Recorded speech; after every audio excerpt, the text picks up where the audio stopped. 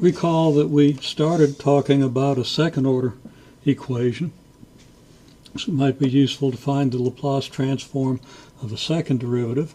Turns out that that's actually quite easy to do. And I'm just going to kind of point in the direction. I'm not going to completely derive the formula.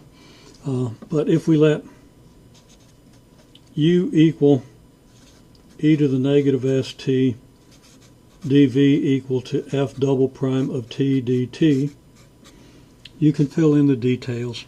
The du is negative s e to the negative st, and the v will just be f prime of t.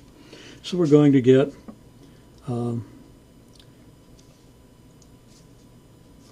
f prime of t e to the negative st evaluated between 0 and infinity, plus s times the integral from 0 to infinity of f prime of t e to the negative st dt. The steps are identical to those we used in, I think, the last clip in finding the Laplace transform of f prime, except that now we're finding the transform of f double prime, whose integral is just f prime. This, evaluated at 0, is going to give us just f prime of 0, and that's the lower limit, so that's negative. The upper limit, as long as t's t is greater than s, is going to approach 0.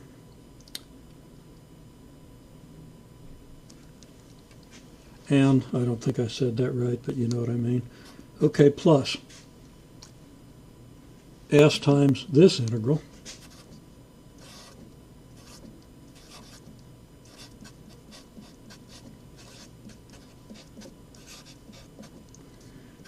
that's just negative f prime of 0 plus the Laplace transform of f prime of t. And we've already found the Laplace transform of f prime of t. There's a factor s here, so that I shouldn't really write this step out. I should leave it to you, but it's s times negative f of 0, and then it's going to be plus s times the Laplace transform of f of t. And that then ends up equaling s squared times the Laplace transform of f of t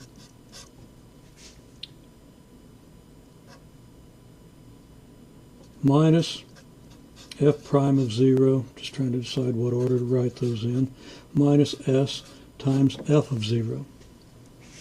So if we have a second order equation where we know, where we have initial conditions on the function and its derivative, of course we'd be applying this to y. So if we have the equation, let's say y double prime, well, let's just write it out. My double prime plus gamma y prime plus ky equals some function. My notation's a little unfortunate. This f is not this f.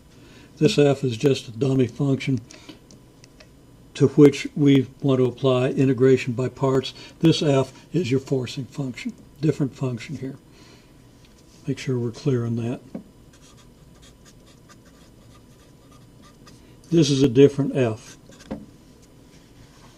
Of course, we're going to Laplace transform this f, but that's just a simple step. So we have what?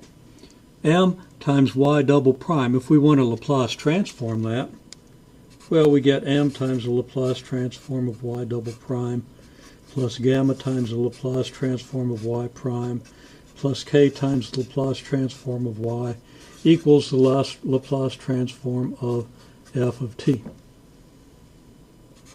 The Laplace transform of y double prime by this formula, if we use y instead of f, is just s squared times the Laplace transform of y minus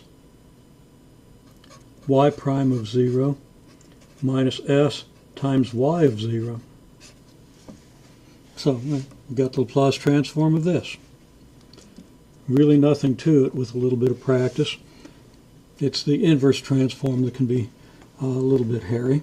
And then we've got gamma times the Laplace transform of y prime.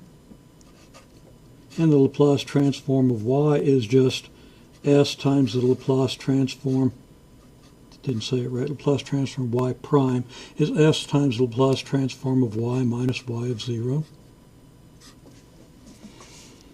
And then we have k times the Laplace transform of y, and that equals the Laplace transform of f of t.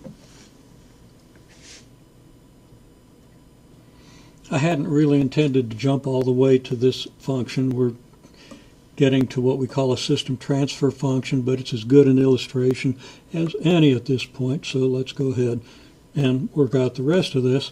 And the rest of it's just algebra. As in a previous example, we're trying to solve for the Laplace transform of y. Assuming we know our forcing function f of t and can Laplace transform that function, we should be able to solve this for L of y. And of course, also knowing our initial conditions on y prime and y. I'm going to write out a little bit of this on the next page. The algebra is very simple. I'm just going to distribute through these parentheses here and then separate off the terms with the L of y's on the left-hand side, put everything else on the right-hand side. Okay, as advertised, I've written this function, this equation, and I'll just point a little bit. I've got an L of y here. It has ms squared as its, here's our L of y. Ms squared is a factor. Gamma s is a factor of L of y. And k is a factor of L of y.